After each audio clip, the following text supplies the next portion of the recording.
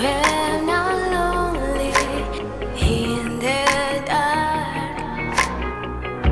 I know you are with me, yeah. Don't you see that I need you so much? Don't you see that I love you so much? Oh na na na na, oh na na na na, darling, I need your love. Oh na na na na, oh na na na na, darling, I need your love.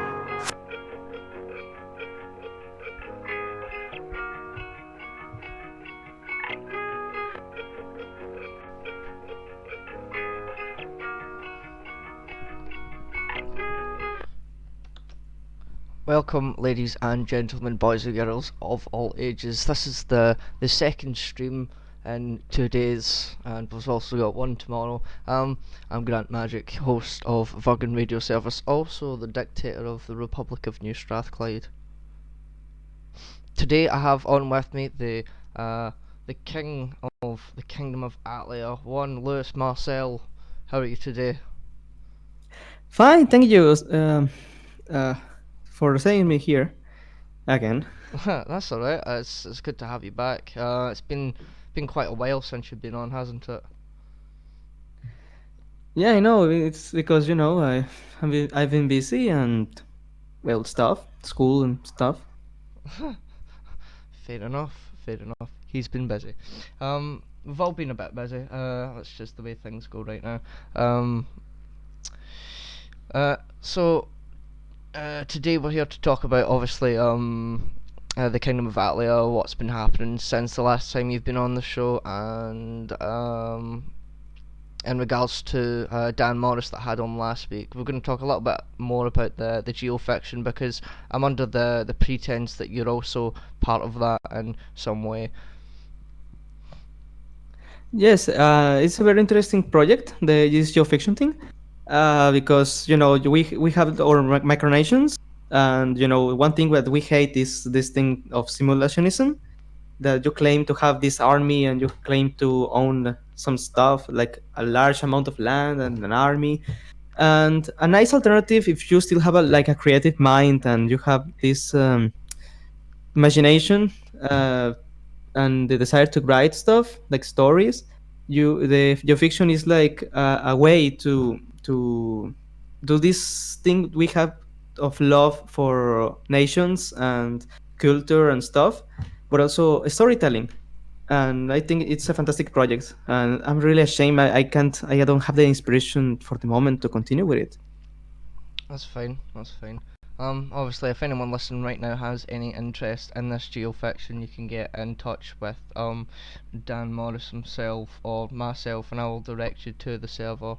And Dan, or I will direct you to Dan, who will educate you a little bit on what can be done and what can't be done on the server.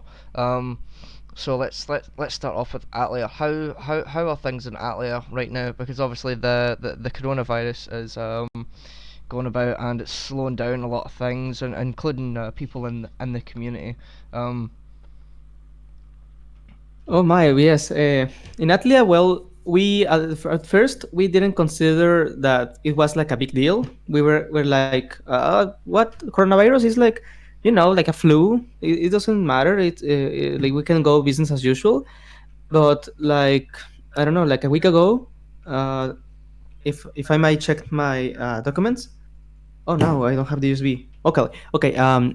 Like yes, like a week ago, my ministers decided to do like, you know what, this is something serious. We need to tell everybody to keep at home, to follow the things that the alms, the WHO is saying. And well, that's what we did. But before that, well, the kingdom is no longer a parliamentary monarchy; it's an absolute monarchy. And I'm the prince regent. I'm not longer like, the representative of the king. I'm now the prince regent. Now I the one who, like, controls the strings. Oh, okay, so where is the so if you're the Prince Regent, then where is the prince, or are you the prince? The plans for Atlia? Well, Yeah. uh, for the moment, I had like a list of things I wanted to do in the course of this year. Most of them started in the summer, so I'm positive that we can still do them, but perhaps we will need the first dates to, like, move them further in the year because of this whole situation. But yeah, in those plans, we have a reunion of citizens. We have a party for the third anniversary of the kingdom.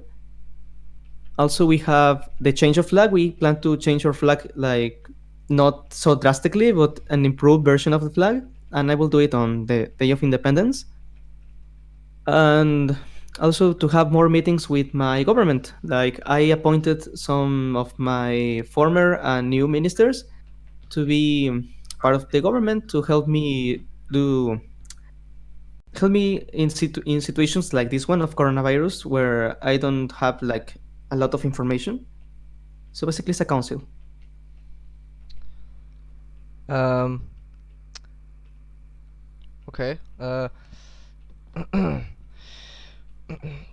So tell how is Atlia dealing with the coronavirus right now? Because obviously Atlia is located within Mexico. How is Mexico dealing with the virus, and how is Atlia dealing with it, and like in regards to how Mexico is dealing with it? Oh well, Mexico, the macro nation of Mexico, is fairly barely doing the minimum to control the situation, because we have a leader, we have a president who believes he has like the total control of all the situations. So he said, "I will tell you when you should worry. Like, you don't need to worry. You need to follow what the who says or the world says. I am the one who tells you what's best for you." Something like that. And on the other hand, we have our Minister of Health, which is a more prepared person, and he has been doing like all the measures that currently are making Mexico to, like, stop the curve, the flatten the curve. And in my opinion, it's working, but it's not like efficiently working. It's just barely working. But at least something is better than anything. Yeah, definitely. Something working is better than nothing working at all. Jeez. So, tell me about current projects that Atlia has. Well, for the moment, I told you some um, reunions with our citizens. Yes, Of course, this will be when this whole situation has passed, of course. and the celebrations of the third anniversary, Yeah, and of course the traditional Day of the Dead, where we make an shrine, an altar of the muertos, and in tomatoes. December the posada, the of course also traditional. Yeah, yeah. Um, tomatoes. Is that something like the Day of the Dead? The posada. Yeah. The posada is in December. Well, no, it's in November, Mhm. November, December. It's a party done before Christmas. Okay. It's like the original religious reason for celebrating it was to remember the travel of Mary and Joseph searching for an inn to stay, and basically posada means inn in Spanish. So yeah, we remember that. But nowadays it's more like a party before Christmas. Okay. It's, Yeah, it and sounds I told you. interesting. Spanish culture is particularly interesting. Um, Obviously when you come out to North America, Central America, and South America, it does change, and obviously Mexico is quite different to places like Peru and Argentina, and in terms of culture of their own places, even though each of those cultures is inspired by Spanish culture. Um, so yeah, are there any I was gonna ask about future projects, but you've already told me that. Um, and in regards to going to meet your citizens and the third anniversary. In fact, maybe if you could tell us what you're gonna do during the third anniversary celebrations. Is there gonna be like a big party or uh, things like that? Oh yes, for the third anniversary, I'm planning to buy flags because I love flags. Buy the flags of Atlia, the new ones, and do a party with any citizen that wants to be there. And apart from that, we are going to officially change our flag or shield and our motto, because the national motto right now is apparently someone said to me that is wrong in Latin. Right now is Dei Fidelis Semper, and the correct conjugation and that stuff in Latin, it should be Deo Fidelis Semper. Yeah. It means always faithful to God. Always faithful to God. Um, is Atlia a primarily a Christian-based nation? What? Sorry. Does Atlia base some of its laws on the Bible? No, no, for not. We are totally um, what's not religious. Like the government has not inspiration in religion. We have freedom of religion, of course, but the royal family is Catholic. So, and originally our shield was the shield of the family, and of course the family will be like always faithful to God. But no, the whole kingdom is free to believe whatever they want or not believe in anything at all. Okay, that's fair enough. Um, in terms of government structure, which I believe I did ask on the last show, has anything changed about the government structure? Of course, yes. For example, we used to have like these three separate, like the common separation of powers: Yeah. the legislative, the executive, and the judicial. Yes. But now, well, the judicial, we don't have like judges or something like that, so we just like pass these powers to the executive, and now the executive has like like the 90% of the power now, Mhm. and like this 10% is now like under the council or the yes, like this group of ministers that I appointed, which serve for advice to my decisions. Yeah. And then we have um, the let's say council members of the ministries, which are like focused on specific situations. For example, the Minister of Culture, we have like a council member which is focused on parties.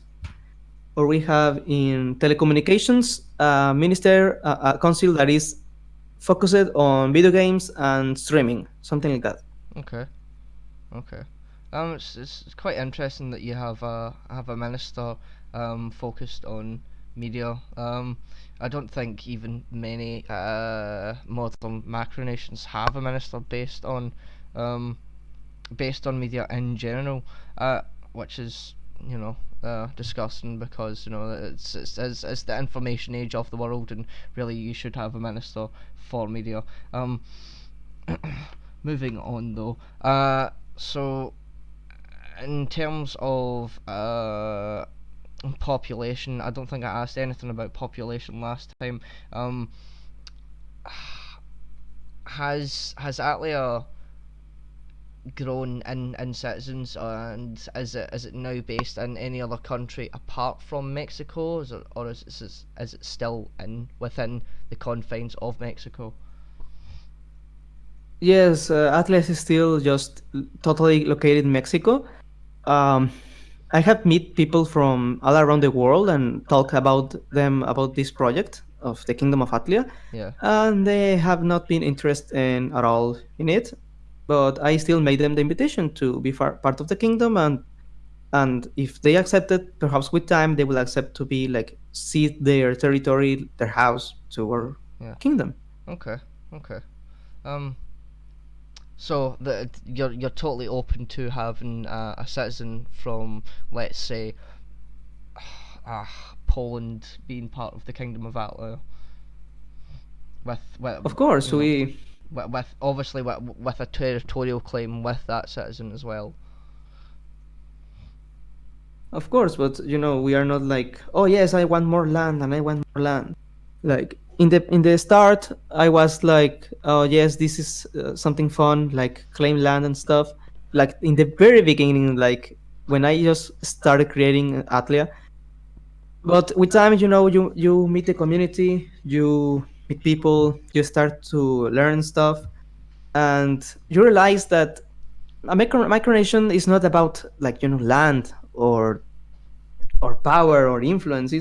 It's about creating being for your community, and this community is your citizens and the people who support your project. And if because those people are like everything your micronation is, because I think micronations shouldn't be like a one-man show, because that's like that can be done, Like, but a one-man show is going to be hard for the leader. A moment. Yes. um. Yeah. When it did, I think Dan was on last week explaining that and how hard it can be for just one person, and obviously when it just is you, yeah, it can be particularly difficult. You can find that you do have no motivation or interest, which is what I'm finding right now with New Strathclyde, because it's just me and one other person from the other side of Scotland. Uh, that is particularly difficult to um, do anything, to find any motivation to draft up laws, to have any kind of interest in the community in general, especially when you don't feel um, included to an extent. Uh, sometimes you it's sorry, I'm rambling now, and I'm just not making any sense. Um, No, but don't yeah, worry. I do agree with you that a one man show, while it can be done, is extremely slow and is extremely boring. Uh, and really, that's everything I have to say on that. Also, I noticed that a lot of micronations focus a lot on community, on the micronational community, and I really don't see like the reason. Like at the start, you want to be recognized and you want to sign treaties and feel like a diplomat. But if you really really want to be a micronationalist, you need to first focus on your micronation, and then like present it to the world. Like the roots need to be settled strong on the soil before you show the flowers. Yeah, so you need a strong foundation before you start building the building, is what you're saying. Um, Yes, which that's what I mean. which I do agree with, because again, it is extremely difficult just to do it by yourself sometimes. That's a problem that a lot of micronationalists face, even particularly advanced ones such as Dan Morris, and um, I'm pretty sure that there's a few others out there that that that I could name, but I don't know them, so I can't name them. But yeah, that's just one of the problems. So as Lewis said, strong foundation, and then start building the building. Um, uh, if you don't mind, I would like to transition over to the geofiction now. Uh, Of course. if that's okay. So I'm just gonna have a look through the server, uh, because honestly I forget which ones you're in control of currently. The Kingdom of Cartinicia Polaris. Oh yeah, that's I right. That is right. I totally forgot about that. So I would really have to look about what kind of information you've got for it. Um,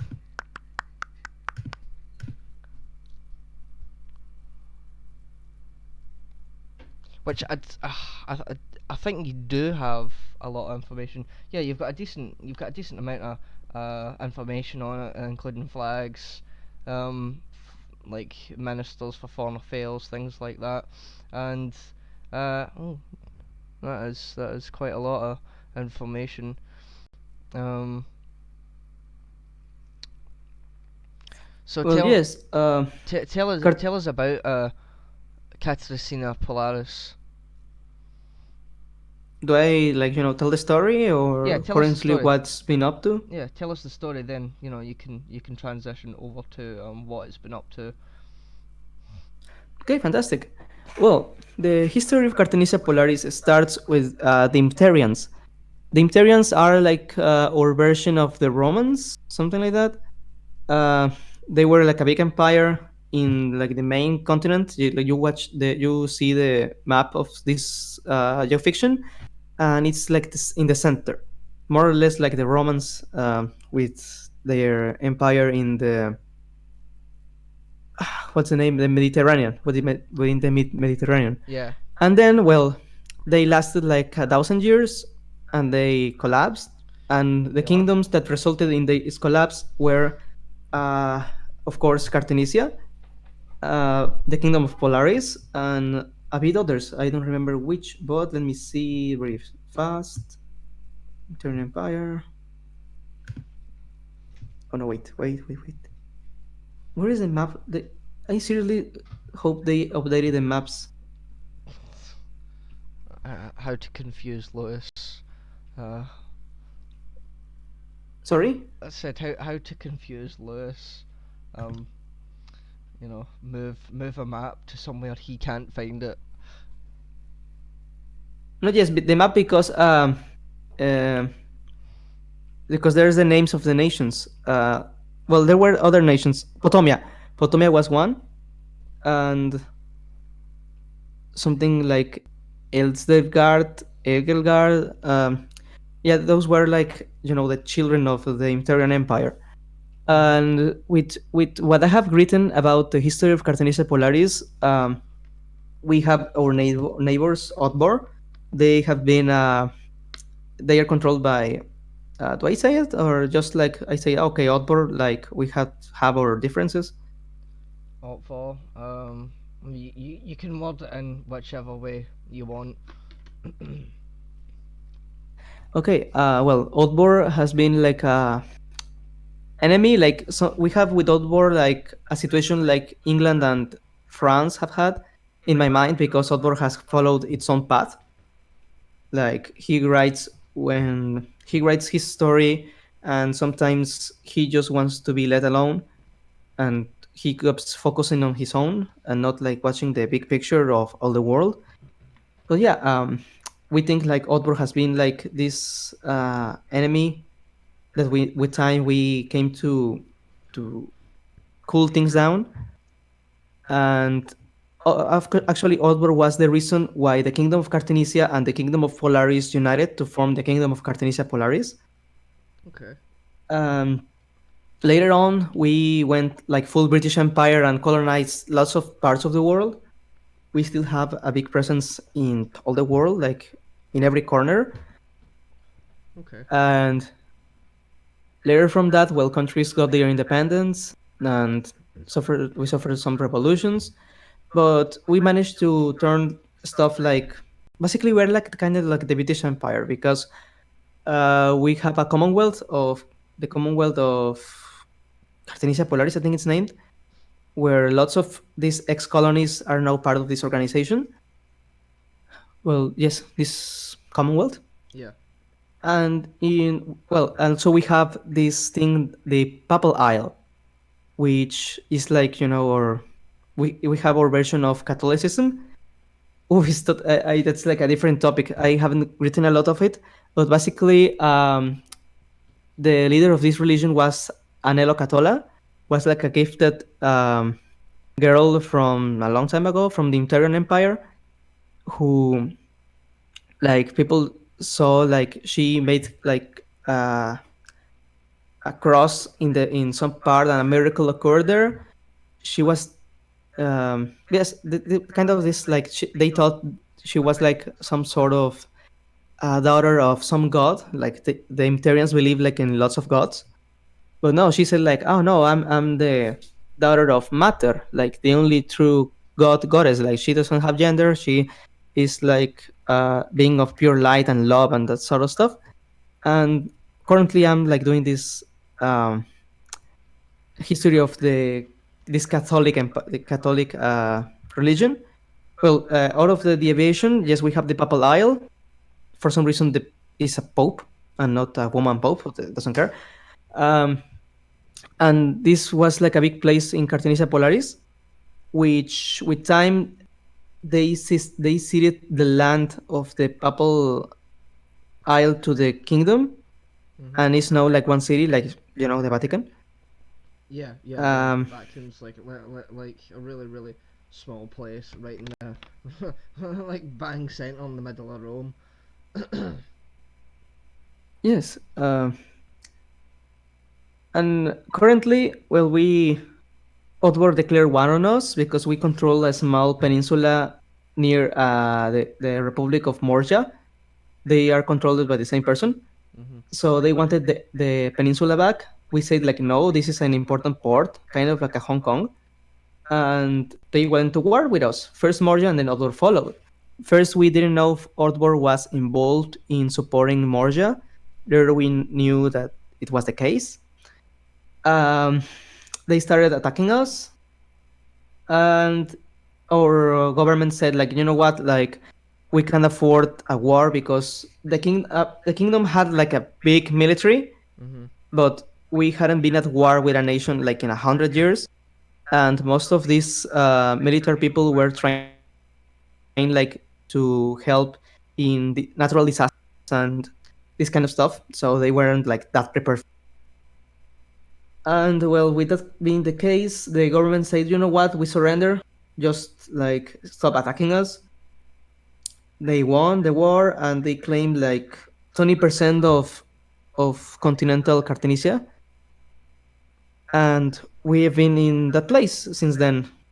Like the war ended, but I don't think Otwar has done his claims. Well, Let maybe me see. time to give Ott for a little kick up the backside to make his claims and then go away and leave Carthanesia Polaris alone. Actually, I have a little question about the name. Obviously, you did explain that Carthanesia and Polaris were two separate kingdoms at one point who joined together in order to um, defeat the common enemy, which was obviously the I think the kingdom of Otfor. Why did you choose that name or those names? What's the reason for them, or is it just something totally made up that you didn't think about? No, yes. First, I want Cartenicia is comes from the like Carthage, something like Carthage.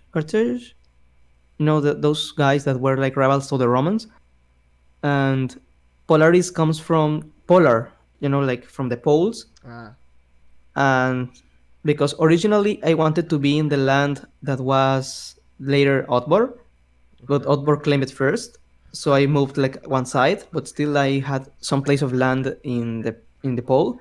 And well, of course, if you're going to be in the poles, and the Imperians were like in the south, and they explored that land. So they were like, oh, Polaris, like it's very north and it's cold. Sounds like cold. Polaris sounds like cold. So that's like the reason for the name. Cartenicia, like Carthage, and Polaris for the poles. Okay, okay. Um, so you did explain that Cartonisa Polaris had a very Roman-esque past, and in the future transition to a British past with the whole I will have everything across the world. Why did you choose uh, those particular things?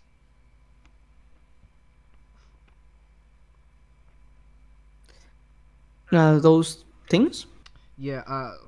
Sorry, I could have worded that better. When it comes to the history aspect of Cartoonisa Polaris, you obviously had the Roman the Roman esque um life. Legacy, yes. Yeah, yeah. The Roman past, and then you had the British past. Why did you take aspects from two cultures, and what was the reason there for that? Well, because I really admire those both civilizations. Like, um, I wanted my buildings, like, when I get to grow more or less, I wanted to look to Cartenice to look like this marble and stone place, and with the majesty of what the like British buildings are, like all royal and with that. Yeah. Also because I like, yeah, in games like Civilization and Risk, I become very competitive, and I'm like, oh yes, let's take over the world and some stuff like that. So I like it that, well, comparison like the British who took a lot of land in the world. I wanted to have it in my nation. Okay. Okay. Um. Are there any upcoming things for Cartoonista Polaris? Do Oh you, yes, yes. Currently, I think I will stop, like, getting involved in the current situations, and I will focus more in its history, because lots of nations have like at least a strong base for their history, and really need to start to write its history, because we are just like uh, something in the air without like a clear past. okay. Okay. Um.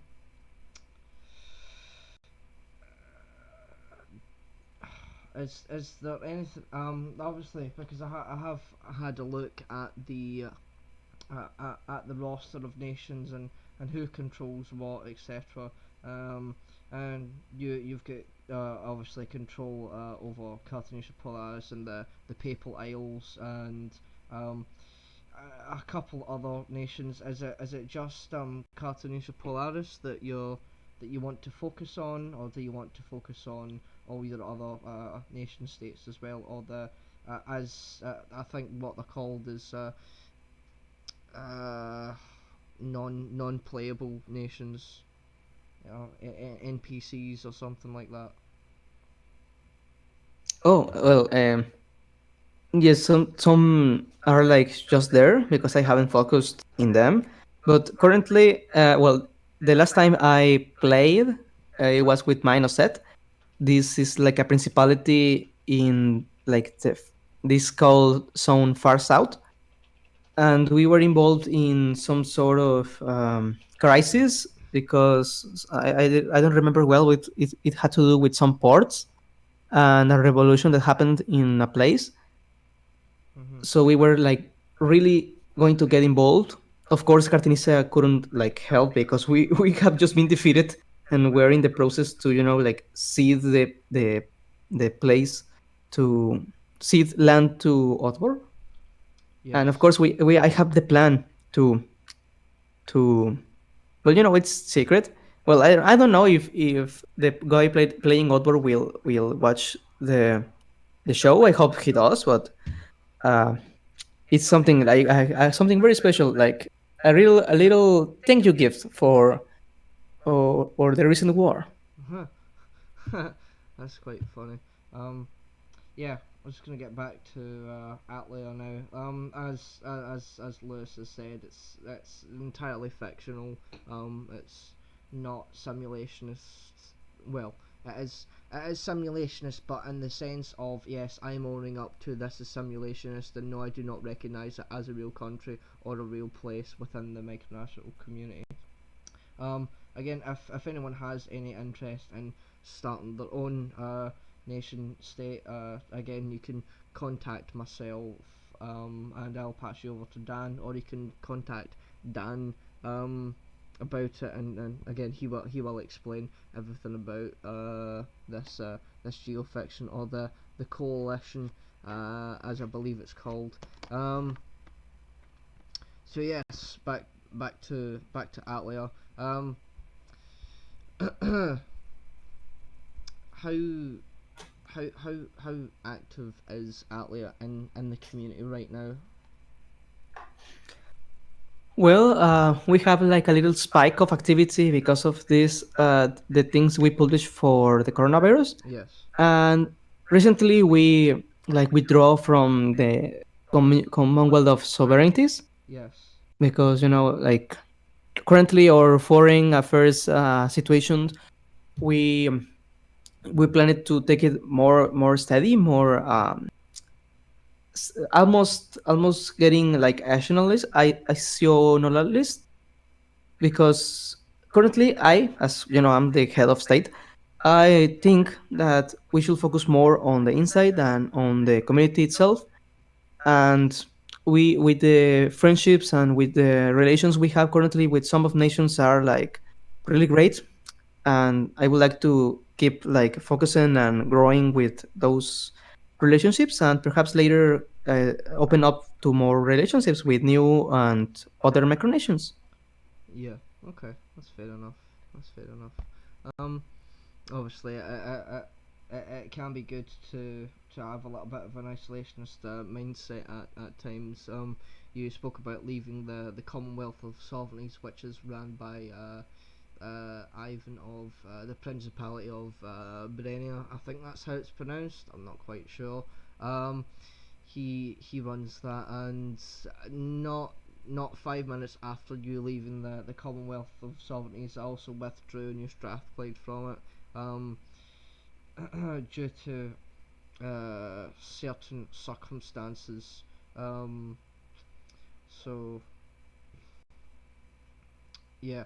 Uh, Also, there has been talks of self demotion within the new use of, down to just an observer, to stop the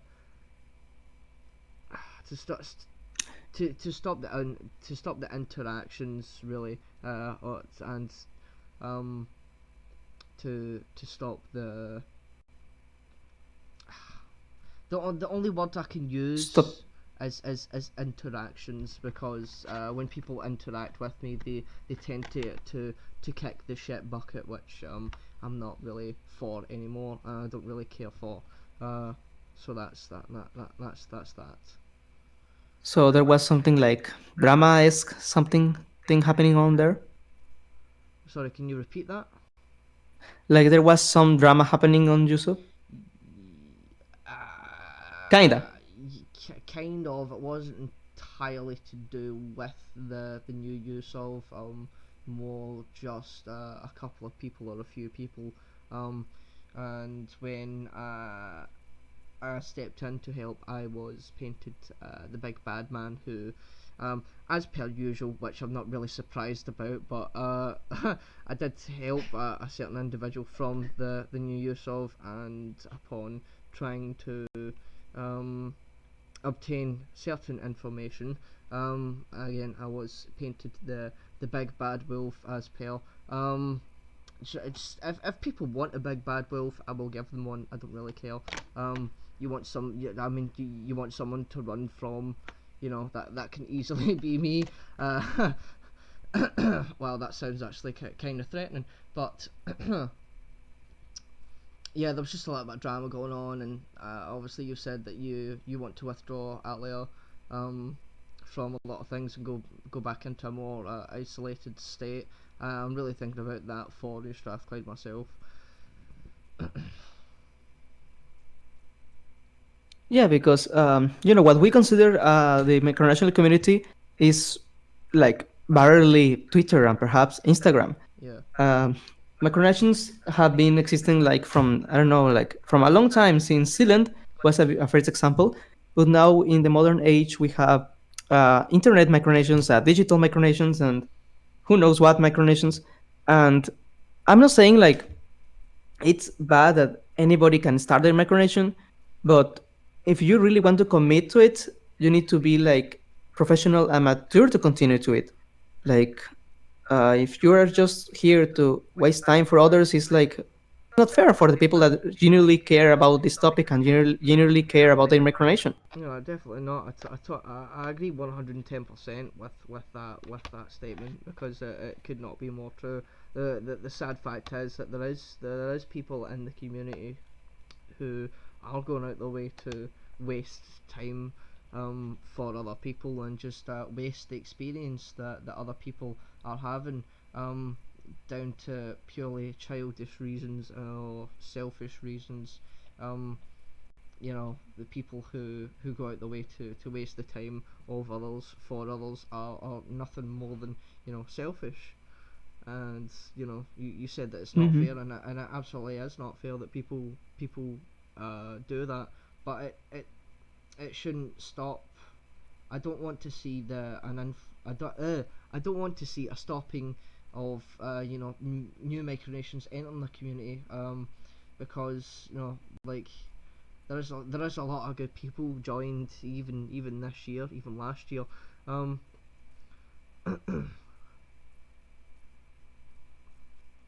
Yes, of course, I know. Like, I'm not saying like, oh no, you know what? Like, we have done with these micronations. The only micronations acceptable are the ones that currently are right now. No, because micronations is about like freedom and being your own thing, and everybody is free to do that. But as I said, like like you should commit to it and be responsible, respectful, and try to cooperate. Definitely. So that's one of the reasons, like we are like becoming isolationist, not exactly isolationist, but having, of course, less interaction with this community, and I quote unquote community, because I think the micronational community you should really care is the one you create around the micronations, like you get to know. And for me, that's the only micronational community I care. Definitely. Definitely. Um, we do have a question from the audience, if you're willing to um to answer that. Yes, of course. So the question comes from Daniel Morris, the proud president of New Westphalia, who usually watches my show. Got to say thanks to him. Well, Hi, Dan. and he asks, on balance, what do you think about the difference between micronations and the geofiction? I had a chat with Jay about that, and we compared the contrast of the two, and it was quite interesting. Well, a micronation, like by definition, is like a project that involves politics and a community of people like doing something, but in doing it like with the intention at least to do it in real life, to have it, like make an event or gather people in some place. And the geofiction is more like, like it's a role play. It's like Dungeons and Dragons. It's a game that you play and you create and you have these ideas, but they won't be applicable in the real world, because for starting, like in the start, we don't have the same Earth. It's another version of Earth. It's other world. Yeah, I think that is a good point. Where my opinion stands on it, the difference between um the difference between geofiction and micronationalism. Now, obviously, there are a lot of similarities between the two in terms of kind of structure, kind of politics as well. Obviously, yeah, like the it's Another great excuse me, difference. yeah, Sorry, it's because you create a history of your geofiction. You yes, create the whole history. You can have like the influence from other nations, and in micronationalism, you create your own history, but with day to day. You don't create like 100 years of history in one day. no, That's the that's geofiction. yeah, it's just impossible to do to do that. Um, I commend the first micronation that reaches 100 years of age. Cough cough, Sealand. Um, you know, yeah, get that done. But so there are clear differences and unclear differences between what the two are. The geofiction, as you said, um, it's the word fake is actually in the name fiction. Um, Fiction is a not real thing, whereas micronationalism is something in the real world, and that a lot of people within the community do actually hold dear, and some of us do consider ourselves to actually run our own country, and we're very very proud of that fact that we have set up this country and we have done this and we have done that with it, and we will continue to do this and we will continue to do that, and when it comes to the geofiction, yes, you can feel the exact same way about it, but the truth there is that obviously you've said that you can write 100 years of history in just one day, um, but when it comes to micronationalism, there's just it's day to day. Um, You as start from day zero. Yeah, yeah. Like when you create a new country in geofiction, you can go 0 to 100 in a matter of hours. But when it comes to micronationalism, you got to live out those days one day at a time. When it when it comes to the difference between the two as well, it's purely when it comes to the social aspect of the two, it is quite different as well. Obviously, in the community and the micronations community right now, there's a lot of spying going on. There's a lot of drama, etc., etc. But you Oh, I don't know. like I haven't really seen that in the geofiction at all, because you'll know each other and you'll get on quite well, and Yes, because it's a game. We are like just people getting in a table, doing histories, and doing images, and sharing or stories how they can like connect and create like an alternate history, a fictional world. yes, definitely, definitely. Of course, it's nothing like Monopoly where someone loses and they just tip the board up and throw it across the room. You can't like that can't be done in geofiction. So, Of course, I. uh, I'm thinking. Um, Obviously, the collaboration opportunity is good, because you'll get along and you'll do decide what can be done, what can't be done, um, and it's really Yes, of course. just creating your own rule set um for this thing that you're doing. No, also something very important. We have like rules. We Yes, have rules that dictate what we can do. Something that we don't have in micronationalism because it's free and like that. I think something that will really help is like a set of not rules but a guide to say to micronationalists what it can and can be done. And I think the conventions that have been done in the past are a great example and help for that. Definitely, definitely. Um, Anyway, I think it's time to wrap up now. I will be back tomorrow with At Mile Over 1949, where we will be redoing the Clintons conspiracy theory, which we did do on Saturday, but someone said something very inappropriate. So that will be redone, and it will be just him again, like it was yesterday when we discussed Hitler's possible escape from Germany. Um, Actually, as a last point, Lewis, what do you think happened to Hitler after the Second World War? Happens to what after the Second World War? What do you think happened to Hitler after the Second World War? Adolf Hitler, the commander of the Third Reich. What happened to him? Well, um, the official history says he suicided with his wife Eva Braun Yeah. on April 30th, 1945. Mm. I have my doubts, but I don't have problems with accepting the official version. Fair enough. Okay. Well, Lewis, thanks very much for being on, Thank you for inviting me, Grant. and I will, thanks for the questions from Dan, and thanks everyone for watching at home. Your continued viewership, makes this all possible. Um, I will see you tomorrow again with At My Lover 1949 when we discuss the Clintons. Thank you.